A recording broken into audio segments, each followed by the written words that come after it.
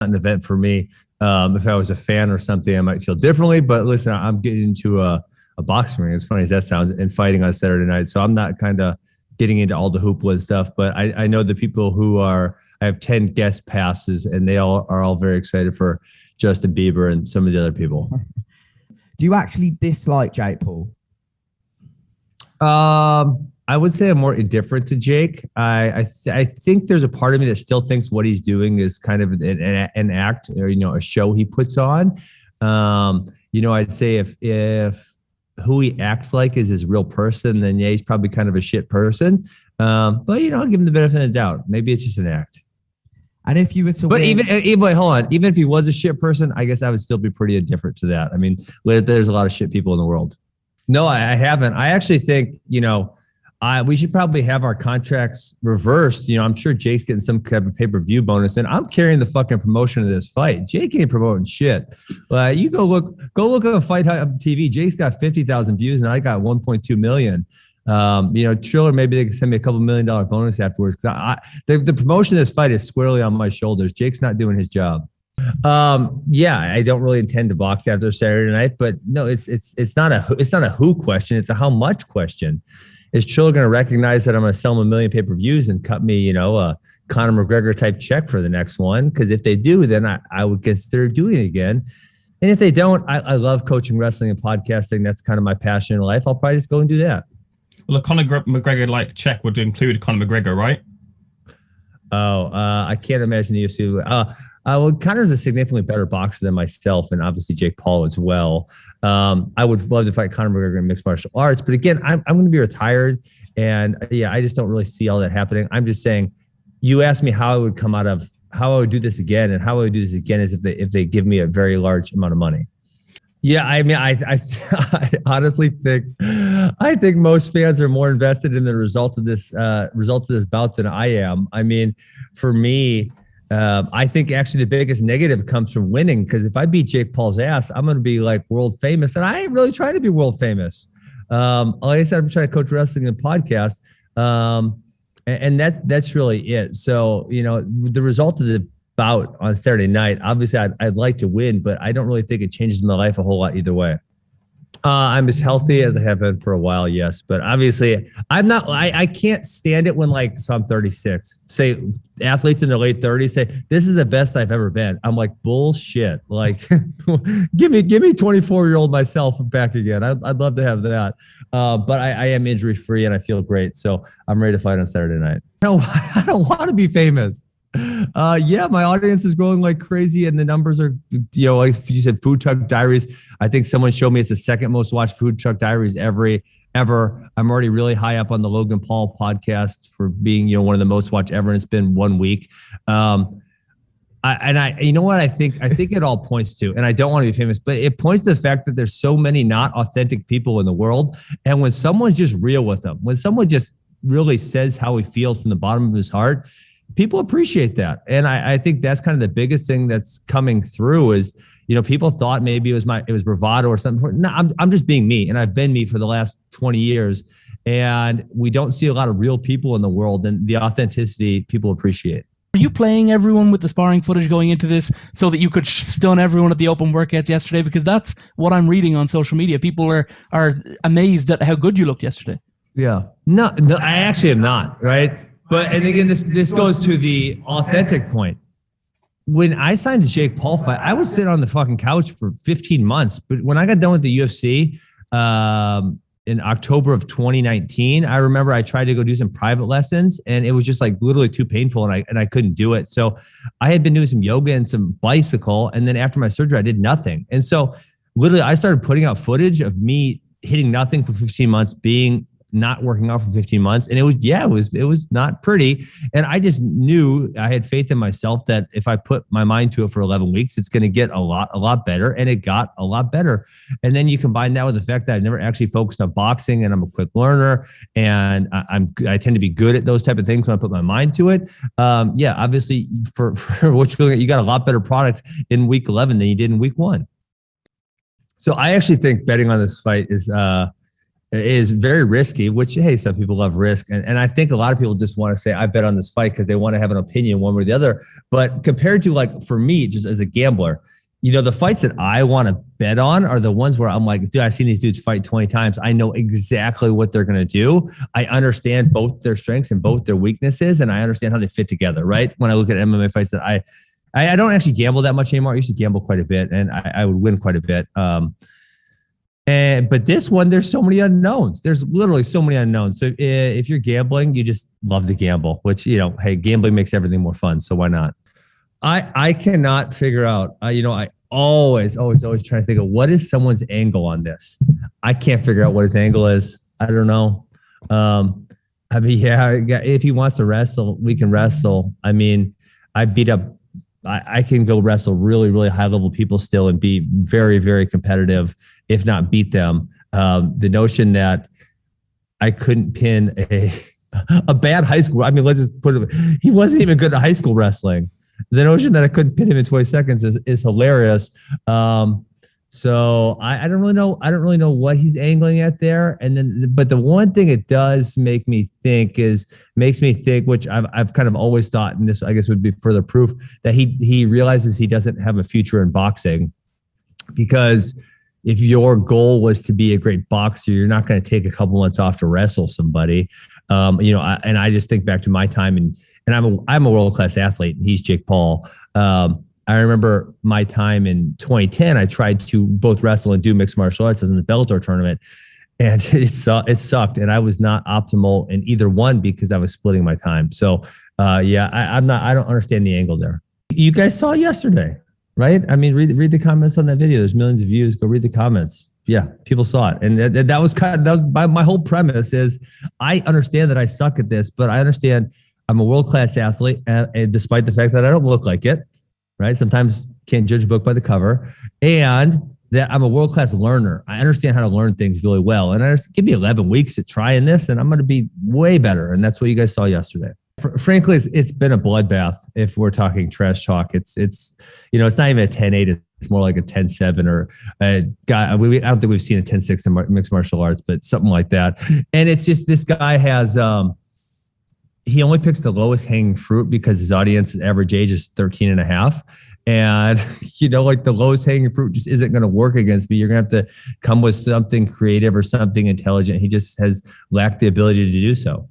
Sounds like it might be Eddie Alvarez who'll be the next MMA star jumping over to box somebody for Triller. I was just wondering, What are your thoughts on Eddie possibly getting in there to box Oscar De La Hoya in June? Well, I love Eddie because he's a Bitcoiner. And I felt bad about his last fight because I didn't agree with the referee's call at all. But I actually heard it's going to be Tyron Woodley. That's what I heard. I mean, what advice do you have for him? Obviously, you guys have been really close. What is your advice for him? Tyron's a much better boxer than myself. I don't got any advice for him. You don't try to give advice to someone that you're worse than.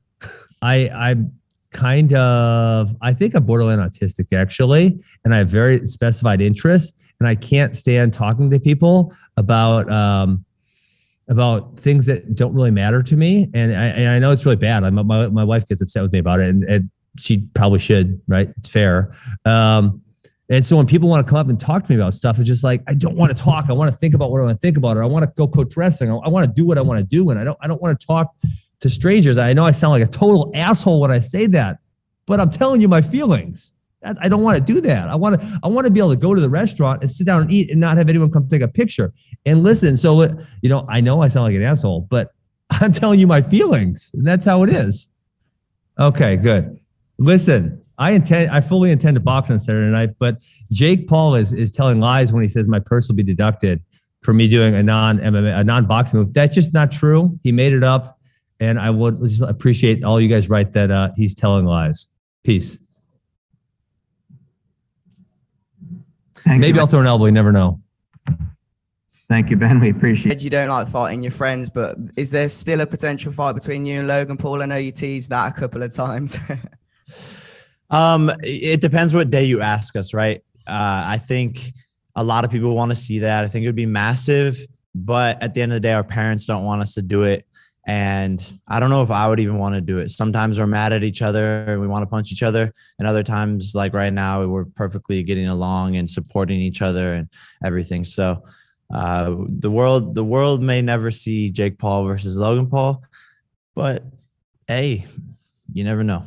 Yeah, for sure. I use it all as gasoline in the gas tank to work harder every single day. And I know that going into this fight. And I know that for the past 3 fights I've had is everyone wants to see Jake Paul lose. And that's why I work so hard every single day and surround myself with the best team and take this so seriously, because this fight means everything.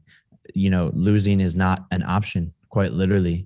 It just isn't an option in my head, and it's not it's not going to happen. I'm excited for Dana White to lose $1 million, but other than that, you know, I'm going to prove millions and millions and millions and millions of people wrong. And they have, like you said, motivated me to become the best version of myself over the past couple of years. I see myself as an elite fighter right now, a young prospect with a lot of motivation, a lot of hunger. And I think people see me as a shitty amateur. So there's a sort of a big difference, and there's a big gap in between where I'm actually at and what the general audience will think. But I'm excited again to show my ability on Saturday against Ben, who is a world-class fighter. I think it'll be massive. You know, Ben's not used to fighting at this weight. And that's another thing that people aren't even talking about. They talk about his cardio being so good, but he's lugging around an extra 25 pounds coming out of retirement. I'm ready to go into deep waters. He's used to fighting guys his same height. Masvidal, you know, I've been training with Masvidal a bit, and it's like I'm towering over Masvidal. That's the type of guys that Ben is used to fighting. And people always say when they meet me, they're like, damn, you're big. You're bigger than I thought, all the time. And so that'll play a huge factor. And he won't be able to get close to me. He won't be able to do all the things that he's planning on doing. He's talking about coming in with defense and pressure. That pressure and him coming forward is going to get him knocked out.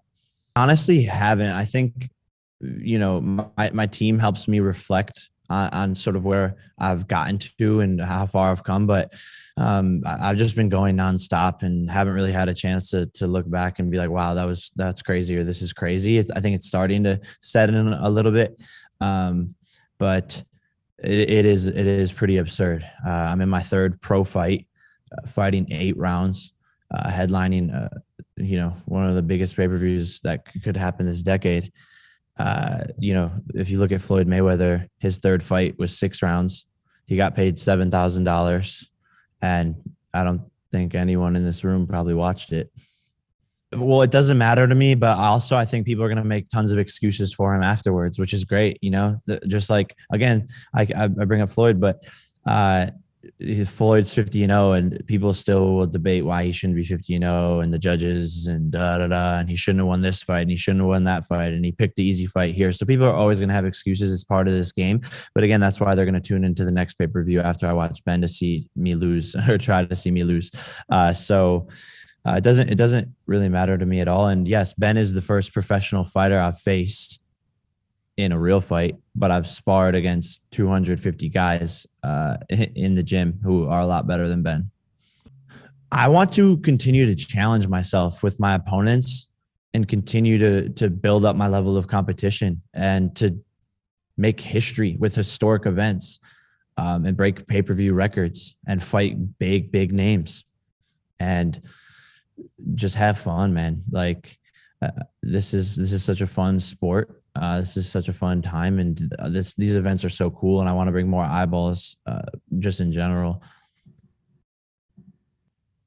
I think we both are on a road to each other. You know, he wants another boxing fight. He wants to fight Manny Pacquiao. He would get toasted.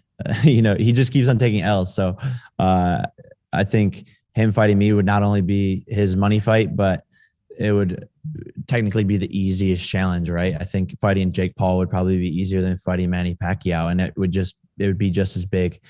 And I think we're a lot closer to a Jake Paul Conor McGregor fight than anyone thinks. I think it could happen in the next 24 months. So this guy has 21 fights, right? And all of a sudden, this is the biggest payday of his career, and there's a reason for that. You know, Ben Askren had his dick in his hand in Wisconsin, not doing shit. I brought him out of retirement, revived his career, and so I think it's hilarious that he thinks that. You know, he's under these bright lights in front of all of you because of me. I could have picked anybody to be in Ben Askren's position, and everyone that I fight becomes a global superstar for 15 minutes. Then I knock them out and no one ever talks about them again. Yeah, it was good. You know, like I said, these guys are all better than Ben. You know, I think he was doing some interviews after the sparring session and was like, it was good and he was better than I expected, and you know, he's fast, and I landed some good shots. No, you didn't. You got your ass beat, my friend. And in all respect to you, I know we're not supposed to talk about sparring as boxers, but if you're gonna go out there and say, you know, it was an even sparring match, when we watch back the tape, it's not even close. But of course, he's gonna say that it was decent and all this stuff, and you know, protect himself. Obviously, that footage probably will never come out, and it's he said, she said. But I'm getting better. I'm getting the better of a lot of these MMA guys, and it's funny to just see what they say after those sparring sessions. Yes and no. You know, it's a dangerous sport, and that's why when people question my dedication to it, it's like I'm showing up every single day. I'm putting my mental health on the line. My brain is on the line. I like you said, I've gone and gotten brain scans and have early signs of CTE, but I love this sport and I wouldn't trade it for anything else. And I'm a fighter, and people will see that, whether it's after Saturday night or whether it's a year from now, that they will see that I'm a fighter. I'm just having fun, you know, and trolling. And I've sort of purposely pitted the MMA community against me. So they tune into this fight. Ta-da, it worked.